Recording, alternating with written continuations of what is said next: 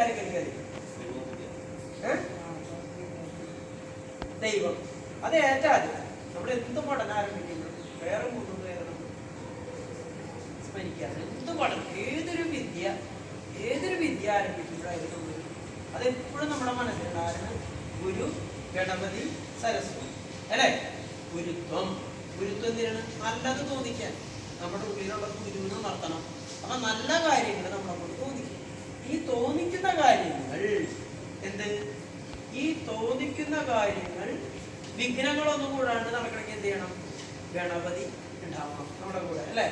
ഗണപതിനെ പ്രാർത്ഥിക്കണം. ഇനി ആ തോന്നിക്കുന്ന കാര്യങ്ങൾ നല്ല രീതിയിൽ അവതരിപ്പിക്കാനായിട്ട് അല്ലെ, തോന്നിച്ചാൽ പോരാ, അതിനെന്ത് ചെയ്യണം? പ്രവർത്തിക്കും. നമ്മുടെ ഉള്ളിൽ തോന്നിയിട്ട് കാര്യമില്ല അല്ലെ? ഐഡിയ ഒക്കെ നമ്മളോട് അത് പുറത്തേക്ക് വേണം. അതിനെന്ത് ചെയ്യണം? സരസ്വതി. ആ സരസ്വതി നാവിൽ വിളയാടുമ്പോഴാണ് നമ്മുടെ ആ വാക്ചാതുര്യമൊക്കെ വന്നു കഴിയുമ്പോൾ ഇന്റർവ്യൂവിനൊക്കെ ചെന്ന് കഴിഞ്ഞ് 2 വാക്ക് സംസാരിക്കുമ്പോഴും അത് കറക്റ്റാവും. അല്ലെങ്കിൽ ഈ സർട്ടിഫിക്കറ്റ് കെട്ടിപ്പിടിച്ച് നടക്കാൻ പറ്റുള്ളൂ നമുക്ക് അല്ലേ? അപ്പൊ ഇതിന്റെ 3 പേര് നമ്മളെപ്പോഴും എന്ത് വിദ്യ ആരംഭിക്കണം? ഗുരു, ഗണപതി, സരസ്വതി ഇവരെ സ്മരിക്കണം. അപ്പൊ ഞാൻ അതിന്റെ ഒരു പ്രാർത്ഥന ഞാൻ ചൊല്ലിത്തരാം. അത് നിങ്ങൾ ചൊല്ലാം. ഗജാനനം ഭൂതഗണാതിസേവിതം കവിത്തജംബോ ഫലസാരഭക്ഷിതം ഉമാസുതം ശോകവിനാശകാരണം നമാമി വിഘ്നേശ്വര പാദപങ്കജം. ഗുരുവിനെ സ്മരിക്കുകയാണ് ചെയ്യാം. ഗുരുവിനെ അത് നമ്മുടെ ഉള്ളിലുള്ളത് ഗുരു അല്ലേ? നമ്മുടെ ഉള്ളിലുള്ള ഗുരു. അപ്പൊ ഗുരുവിനെ സ്മരിക്കുക. നമ്മുടെ ഉള്ളിലുള്ള ഗുരുവിനെ സ്മരിക്കുക. നല്ലത് തോന്നിക്കാനുണ്ട് എന്ത് ചെയ്യുക? ഗണപതിനെ പ്രാർത്ഥിക്കുക. അടുത്തത് എന്ത് ചെയ്യുക? സരസ്വതി ദേവിനെ പ്രാർത്ഥിക്കുക. സരസ്വതി നമസ്തുഭ്യം വരദേ കാമരൂപിണി വിദ്യാരംഭം കരിക്ഷ്യാമി സിദ്ധിർഭവതു മേ സദാ. അത് ചെയ്യാം. അത് ചെയ്ത് കഴിഞ്ഞിട്ട് എന്ത് ചെയ്യും? നമ്മൾക്കറിയാം മഹാഭാരതത്തില് ഏറ്റവും വിദ്യയുള്ള ആളെന്ന് ശ്രീകൃഷ്ണൻ അല്ലേ? ശ്രീകൃഷ്ണനെ പോലെ മഹാഭാരതത്തിൽ ഒരുപാട് കഥാപാത്രങ്ങളുണ്ട്. കൃഷ്ണന്റെ അത്രയും തന്നെ ശക്തിയുള്ള ആളാണ് കർണൻ എന്ന് പറയുന്ന ആള് അല്ലേ? 2 പേർക്ക് 2 അമ്മമാരുണ്ട്. കർണനും 2 അമ്മമാരുണ്ട്, കൃഷ്ണനും 2 അമ്മമാരുണ്ട്. പിന്നെ വേറെ എന്താണ്? ഈ ഭഗവാൻ കൃഷ്ണനും ഹനുമാൻ സ്വാമിയും അഗ്നിദേവന്റെ പരമായ രഥവും കർണബാണം കൊണ്ട് 3 അടി പിറകിലേക്ക് പോയി. അപ്പൊ കൃഷ്ണന് പോലും സംശയമാണ്, എന്റെയൊക്കെ കൂടുതൽ ശക്തിയാണോ കർണന് എന്നുള്ളത് അർജുനനോട് പറയുന്നുണ്ട്. അർജുന നമ്മൾ ചിന്തിക്കണം. കാരണം വെച്ചാൽ ഭഗവാൻ ഹനുമാൻ മുകളിലിരിക്കുന്നുണ്ട്. അഗ്നിദേവന്റെ വരപ്രസാദമായ തേരാണ് നമ്മുടെ തേര്. ത്രൈലോക്യനാഥനായ ഞാൻ ഈ തേരിലിരിക്കുന്നുണ്ട്. ഒരു കർണബാണം കൊണ്ട് ഇത് പുറകിലേക്ക് പോയിരുന്നെങ്കിൽ ഞങ്ങളെക്കാളും ശക്തനാണ് അവൻ. മനസ്സിലായേ? പക്ഷെ എന്ത് ചെയ്യാ?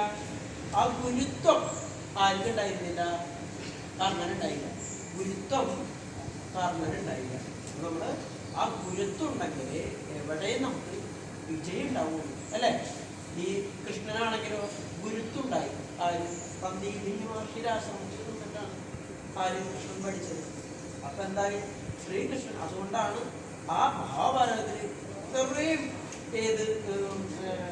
ശ്രീകൃഷ്ണനേക്കാളും ശക്തരായ ഭാരതന്മാരുണ്ടായിട്ടുണ്ട്. കൃഷ്ണൻ മാത്രം ശോഭിച്ചത് അതിന്. മനസ്സിലായില്ലേ? അതെന്താണ്? ഗുരുത്വം. ഇപ്പോഴും നമ്മള് എന്താ പറയാ? ഗുരു ബ്രഹ്മ, ഗുരു വിഷ്ണു, ഗുരുദേവോ മഹേശ്വര, ഗുരു സാക്ഷാത് പരബ്രഹ്മ തസ്മൈ ശ്രീ ഗുരവേ നമഃ. ഒന്നും പറ്റില്ലെങ്കിൽ എന്ത്? ബ്രഹ്മ വിഷ്ണു മഹേശ്വരന്മാരെയായാലും ഗുരുവായിട്ട് സങ്കല്പിച്ചാൽ മതി എന്ന് പറയും. അപ്പൊ ഇതൊക്കെ ചെയ്യുമ്പോൾ നമ്മളൊരു ഗുരുത്വം വേണം. രണ്ടാമത് വിഘ്നങ്ങൾ ഉണ്ടാകരുത്. വിഘ്നങ്ങളില്ലാണ്ട് നല്ല രീതിയിൽ നമുക്കത് അവതരിപ്പിക്കാൻ വേണം. അതിന് ഗുരു ഗണപതി സരസ്വതി ഒരു അനുഗ്രഹിക്കണം. മനസ്സിലായ? ആരുടെ പ്രാർത്ഥിക്കേണ്ടത് പഠിക്കണേ പോകുമ്പോ? ആരാ? ഗുരുതിയ? ആരിന്? അവർക്കേ പറയണോ? ആരിനെ പ്രാർത്ഥിക്കേണ്ടത്? ആരിനോട് പ്രാർത്ഥിക്കേണ്ടത്? ആരിനോട് പ്രാർത്ഥിക്കേണ്ടത്? ഗണപതിയുടെ രൂപം എങ്ങനെയാണ്?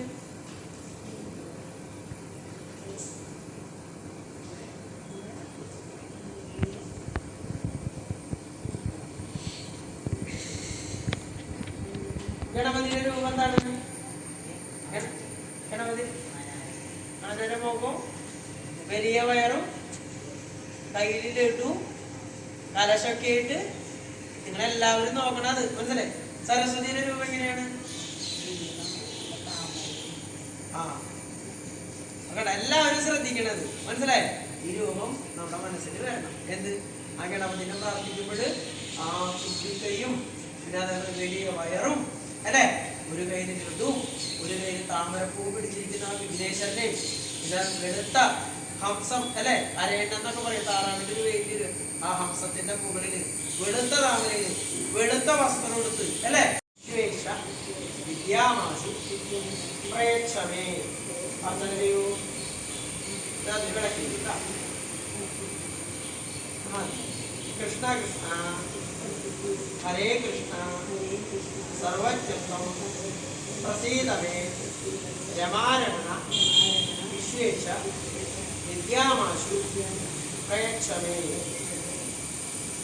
കൃഷ്ണ കൃഷ്ണ ഹരേ കൃഷ്ണ സർവജ്ഞത്വം പ്രസീദമേ രമാരമണ വിശ്വേശ വിദ്യാമാശു പ്രയച്ഛമേ. കൃഷ്ണ കൃഷ്ണ ഹരേ കൃഷ്ണ സർവജ്ഞത്വം പ്രസീദമേ രമാരമണ വിശ്വേശ വിദ്യാമാശു പ്രയച്ഛമേ. കൃഷ്ണ കൃഷ്ണ